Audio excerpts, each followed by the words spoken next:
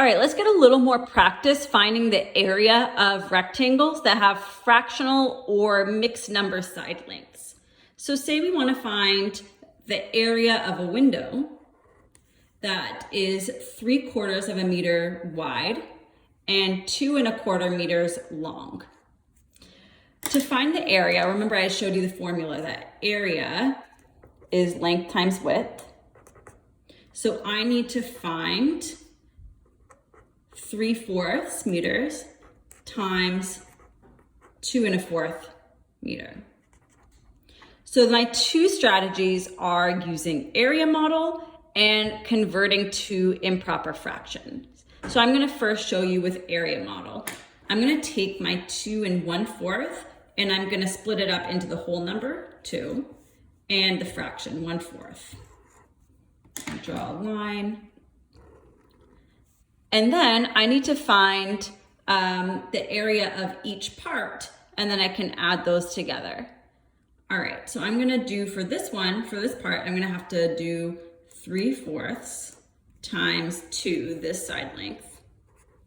And I get 6/4, which I know is the same as 1 2/4. And then I'm going to find the area of this part, which by doing 3/4 times 1/4, and that gets me 3/16. So to find the area of the whole model, I need to do 1 2/4. We can put the unit down, so that'd be square meters plus 3/16 square meters. If I'm adding fractions, I need to find a common denominator. So I can think a common denominator between 4 and 16 is 16. So I can actually leave this fraction since it already has a denominator of 16. 2/4 is equal to how many 16ths?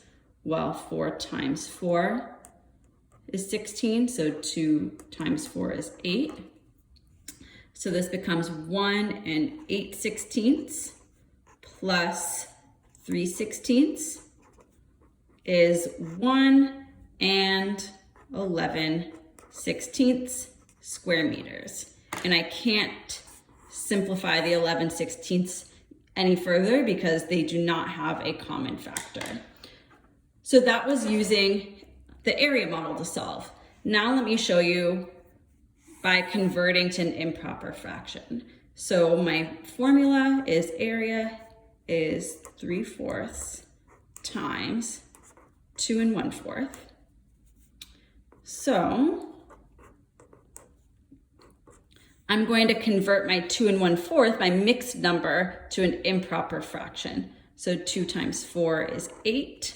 8 plus 1 is 9. So this becomes 9/4. And I can actually just multiply across. Here, let me do it this way. I can actually just multiply across. So 3 times 9 is 27. 4 times 4 is 16. I can make that into I can switch it back into a mixed number by thinking 16 goes into 27 one time, remainder 11, and 11/16 meters squared. So those were my two strategies, using an area model and taking the mixed number, converting it into an improper fraction, and then using fraction multiplication to solve, and then rewriting back as a mixed number. All right, let's do another example. Bart is building a planter, or he built a planter, that is 1 1/3 feet wide and 4½ feet long. What is the area of the planter? So this time I'm going to draw it out. And my side lengths are 4 1/2 feet and 1 1/3 feet. And to find the area, I need to do length times width. So I need to do 4 1/2 times 1 1/3. This one is my area model is gonna look a little bit different because now I have two mixed numbers. So watch as I do that. I'm going to take my 1 1/3 and I'm going to split it into my whole number 1 and my fraction 1/3. I'll draw a line to separate. But then I'm going to do the same thing with my 4 1/2. So I'm going to put my 4 wholes and my 1/2. So now I actually have 4 partial products that I'm going to try to find. So to find the area of this part, I do 4 times 1 is 4. I like to circle it with a different color so I can clearly see what my partial product is. Here I need to do 4 times 1/3, which gets me 4/3.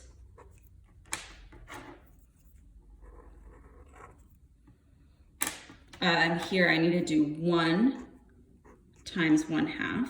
Anything times 1 is itself, so that's going to be 1/2. And then here I need to do 1/3 times 1/2, and that gets me 1/6. So now I need to add all these up. So I need to do 4 plus 4/3 plus 1/2 plus 1/6. Okay, well that's a lot of fractions with different denominators, so I need to come up with a common denominator for all of these. And notice how, even though I had an improper fraction here, I made the decision to wait on simplifying it because I know when I add it up, I'm gonna have to find some common denominators, make equivalent fractions, so I kind of left it in the meantime, and I'll simplify at the end. Okay, so I need to think of a common denominator between 3, 2, and 6. This I bet a lot of you could do in your head, and a common denominator between these 3 numbers would be 12. So I need to make equivalent fractions with each of these with a denominator of 12. My 4 wholes can stay the same because I don't need to find an equivalent fraction. Okay, so let's figure out 4/3 is equal to how many 12ths? Well, 3 times 4 is 12, so 4 times 4 is 16. So I can rewrite my 4/3 as 16/12. 1/2 is equal to how many 12ths? Well, this is times 6, so it's equal to 6/12. And let's do 1/6 is equal to how many 12ths? Times 2 is equal to 2/12. So now I need to add all these up. So 16 plus 6, that gets me 22/12 plus 2/12. Bring down my 4 wholes. That's going to give me 4 and 24/12. You might notice that 24/12, if I'm thinking of it as division, that actually gets me 2 wholes. So I can combine the 4 and the 2 wholes, and that gets me 6. So the area of this planter is 6 square feet. So that was using an area model. I split both mixed numbers into whole numbers and fractions. I found my partial products by multiplying the side lengths, and then I added up my partial products to get my final product. Now I'm going to show you using the other strategy of converting to improper fractions. So say I want to do 4 1/2 times 1 1/3 to get my area. I'm going to convert each one into an improper fraction. So 4 times 2 is 8, plus 1 is 9. This becomes 9/2.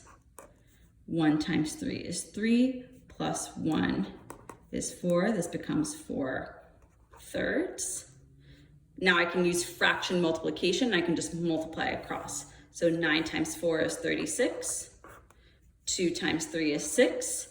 I can think of fraction as division. 36 divided by 6 is equal to 6 wholes. So my area is 6 square feet. All right, you guys, go get some practice. Remember your two strategies of using an area model and converting to improper fractions. Get some practice with both and see which one works best for you.